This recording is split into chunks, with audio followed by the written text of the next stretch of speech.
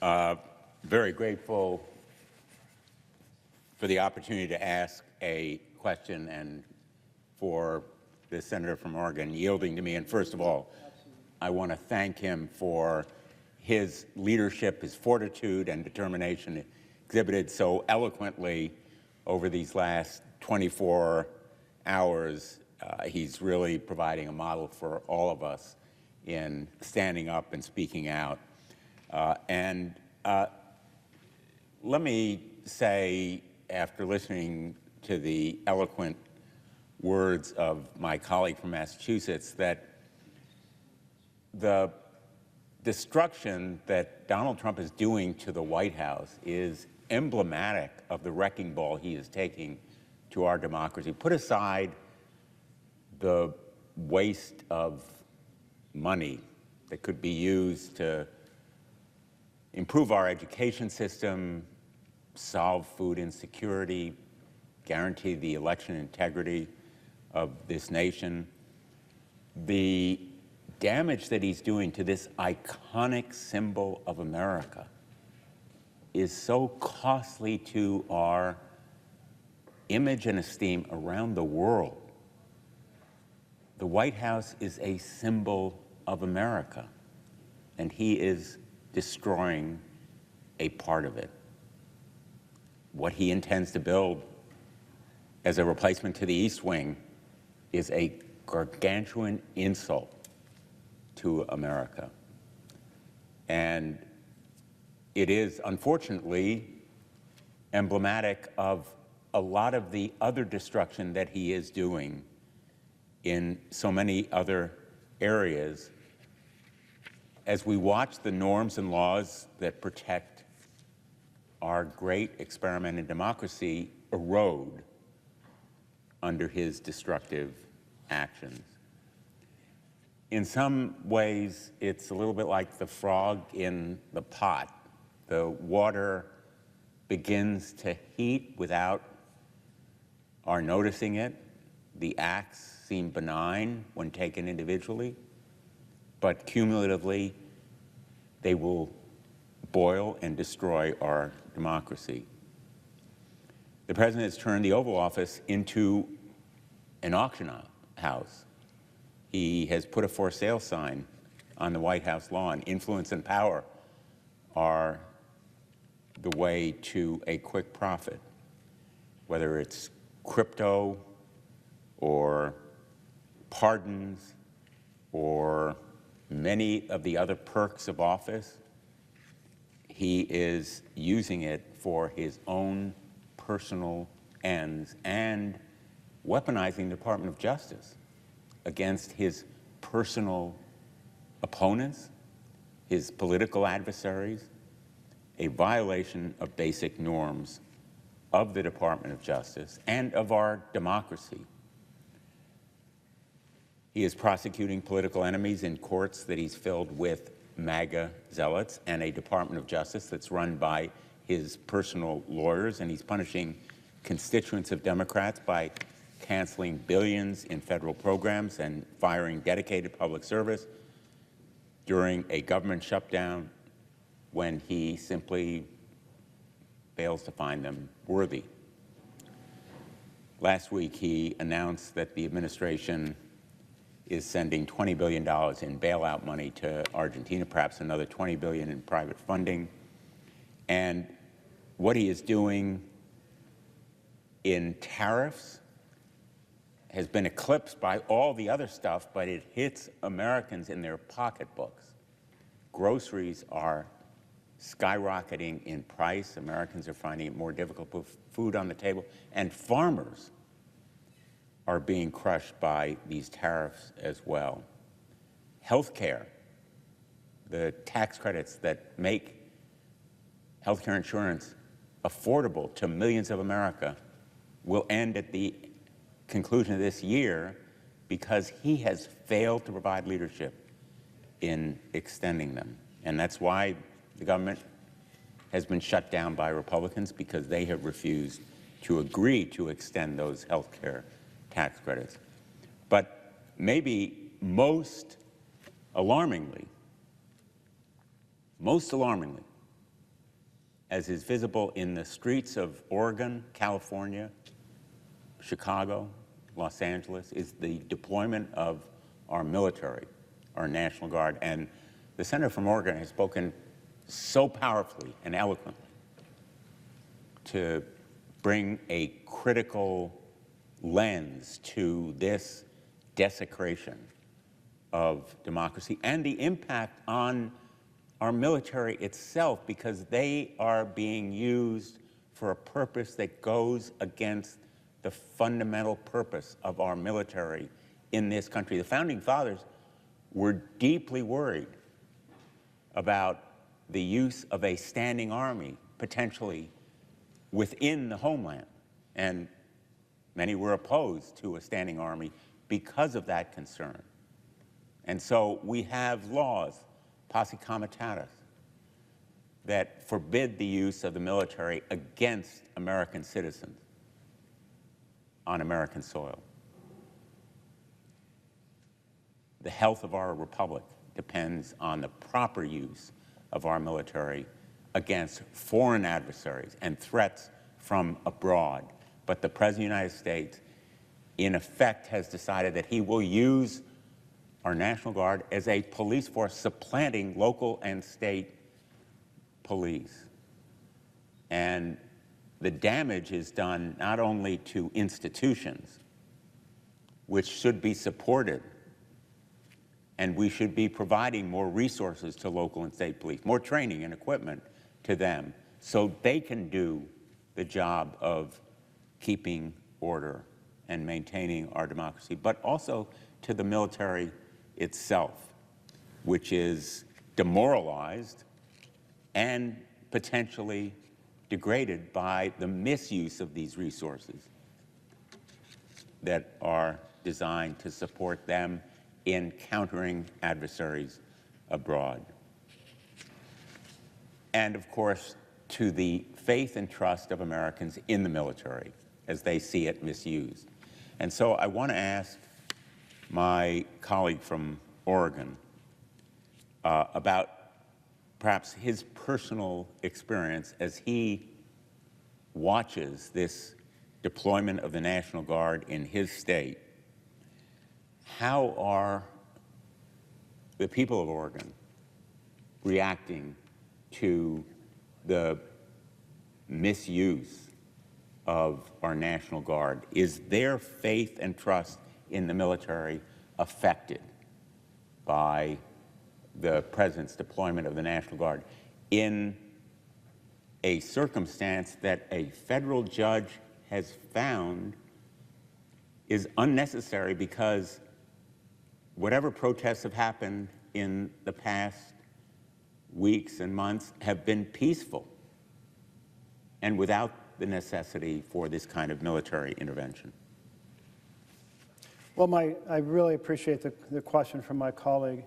And we're at an interesting moment right now, because unless there's a decision that has been made while I've been speaking, and that's certainly possible, given the amount of time and the shift, there has not yet been a decision by the district judge to dissolve the second temporary restraining order, and so the National Guard has not been federalized and able to deploy. But it was going to depend upon what happened at midnight last night, in which the judge had said, the district judge had said, I want to see if the circuit court decides to do an en banc panel. And that's a fancy way of saying that instead of 3 judges evaluating the situation, a panel of 12 judges, the Chief Justice and 11 other justices from the Ninth Circuit, selected randomly, would examine the issue. And if that was on the verge of happening, my impression was she was going to hold off. The other thing that was unfolding was that the Seventh Circuit, including Illinois, and of course Chicago's been really affected by this, the Seventh Circuit made a decision in support of the district court there, but that looked like it was going to the Supreme Court, and they might do a shadow docket decision very soon, any moment, which could affect also what happens.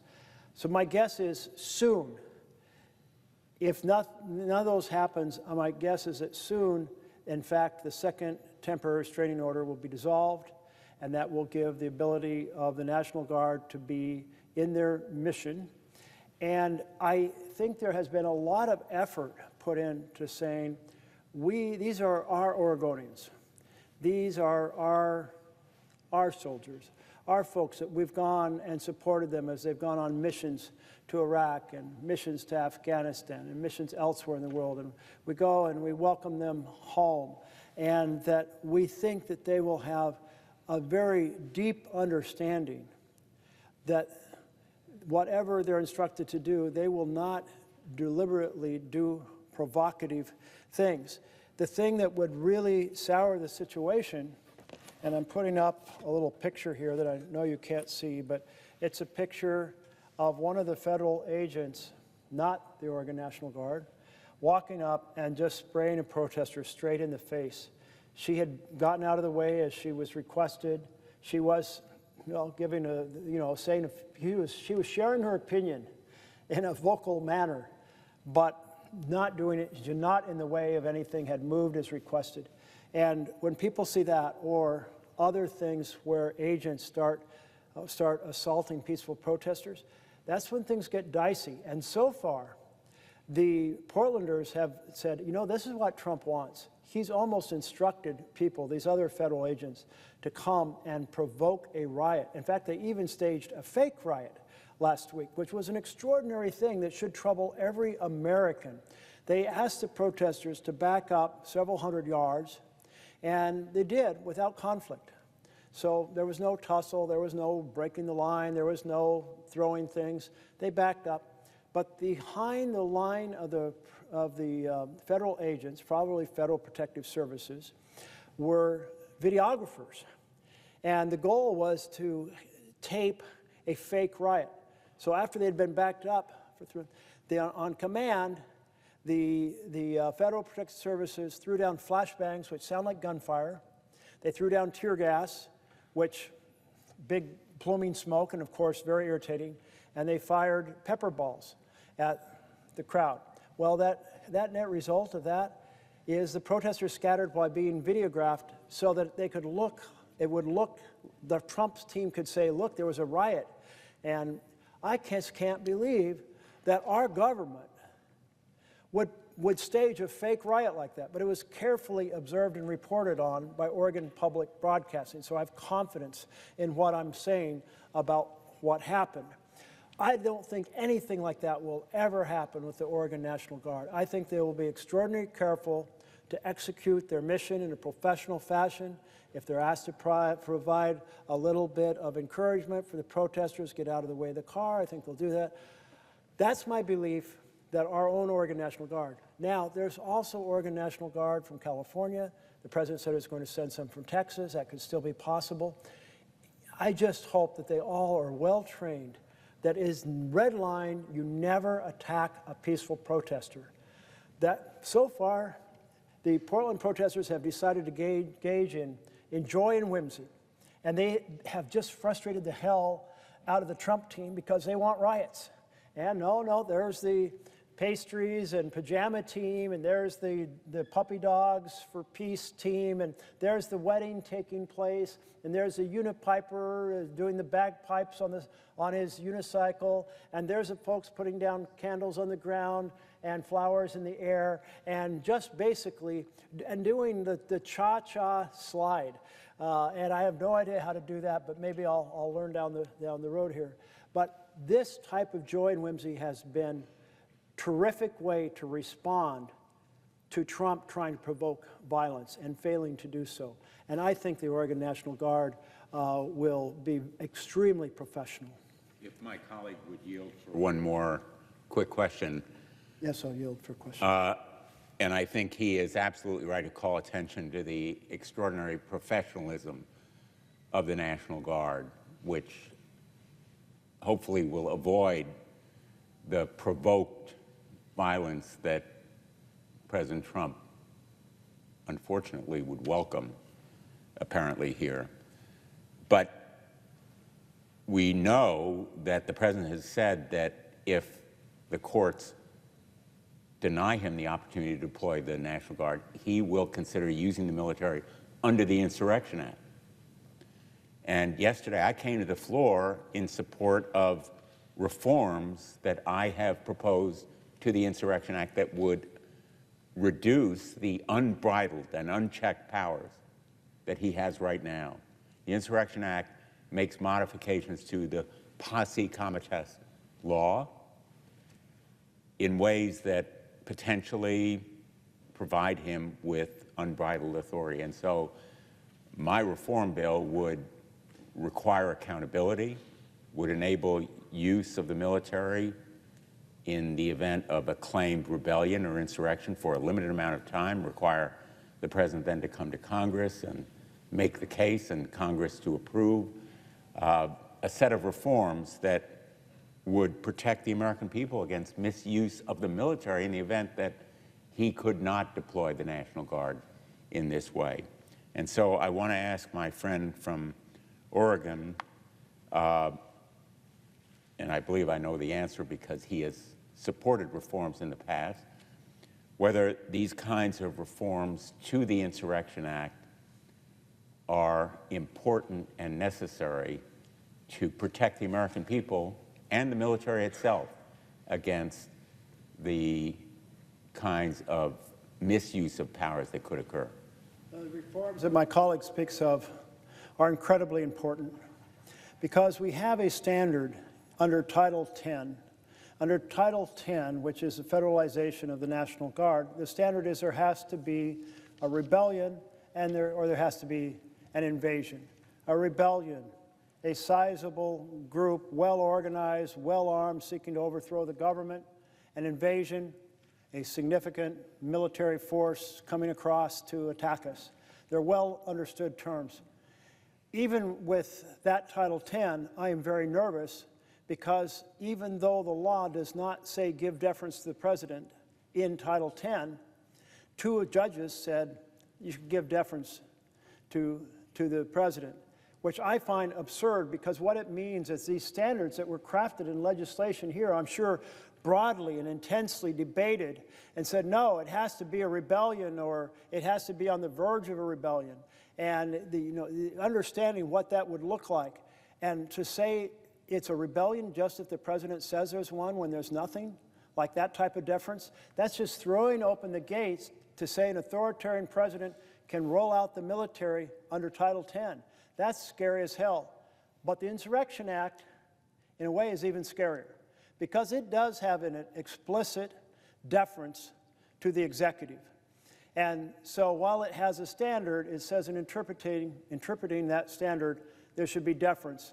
And I have read a number of analyses that say there is no way that the Supreme Court's not going to essentially say if the president interprets what's happening, given the language that exists there. I mean, that was written with the belief we would always have a capable, responsible defender of the Constitution in the Oval Office, and we don't.